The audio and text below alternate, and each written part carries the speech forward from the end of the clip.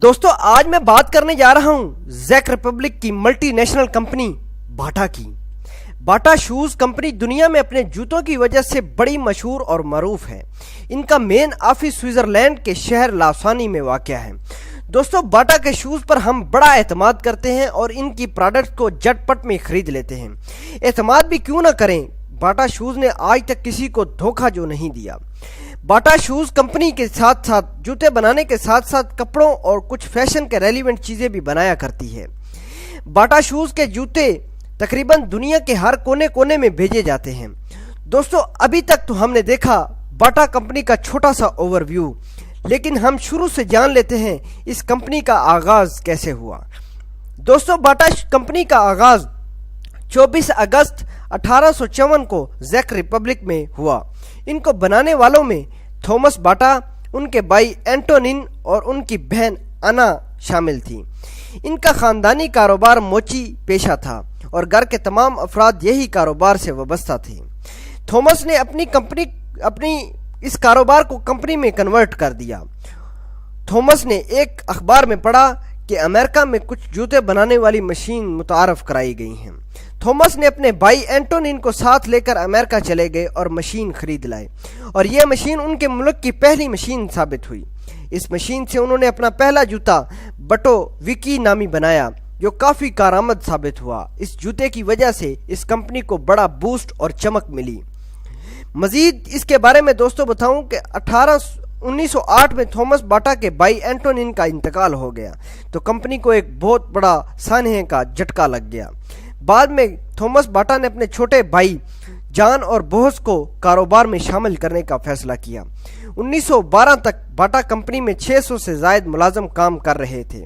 1914 को पहली जंग अजीम का आगाज़ हुआ तो फौजियों के जूतों की तैयारी का काम भी बाटा कंपनी को सौंप दिया। 1914 से लेकर 1918 तक बाटा कंपनी ने कमाल का कारोबार किया और थॉमस बाटा मुल्क के अमीर तरीन शख्स बन गए और कंपनी के वर्कर्स की तादाद में 10 गुना इजाफा हुआ। जंग के ज़माने में बाटा कंपनी ने अपनी खिदमात भी पेश की। उन्होंने लोगों के खाने पीने का सामान, कपड़ों वगैरह का सामान भी मुहैया किया। 1928 में थॉमस बाटा ने अपने फलाही कामों का आगाज़ किया। अपने लोगों के लिए स्कूल, डिस्पेंसरी और हस्पताल भी बनवा डाले। 1932 में बाटा के मालिक थॉमस बाटा 56 साल की उम्र में हवाई हादसे का शिकार हो गए जब उनके जहाज़ ख़राब लैंडिंग की वजह से क्रैश हो गया था और बाद में कंपनी की कमान उनके भाई जॉन और उनके बेटे थॉमस ने संभाल ली। बाटा कंपनी का आज भी मोटिव ज़ाती मफाद नहीं बल्कि लोगों का ट्रस्ट है। 1957 को इस कंपनी ने अपने 10 जहाज़ खरीद लिए। 1958 को बाटा कंपनी के वर्कर्स की तादाद 16,560 तक जा पहुंची। 90 की दहाई की अगर बात करें, 90 की दहाई में यह कंपनी ने अपना कारोबार पूरी दुनिया में एक्सपेंड और मुतारफ़ करा लिया और आजकल कंपनी की कमान थॉमस बाटा के पोते थॉमस जी बाटा के हाथ में है और वो अपनी कंपनी को लीड्स कर रहे हैं और दिन रात उनको उसी मेहनत में लगे हुए हैं। आज बाटा कंपनी रोज़ाना 1 मिलियन से ज़ायद लोगों को अपनी सर्विसेज मुहैया कर रही है और इसमें काम करने वालों की तादाद लाखों में है।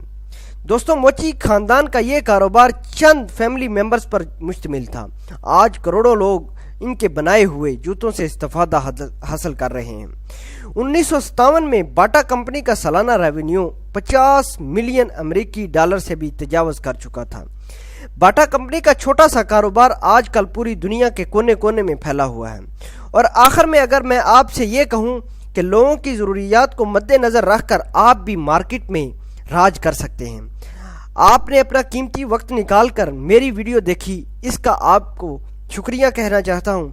आपको मेरी ये वीडियो कैसी लगी इसका इजहार कमेंट सेक्शन में करें। शुक्रिया।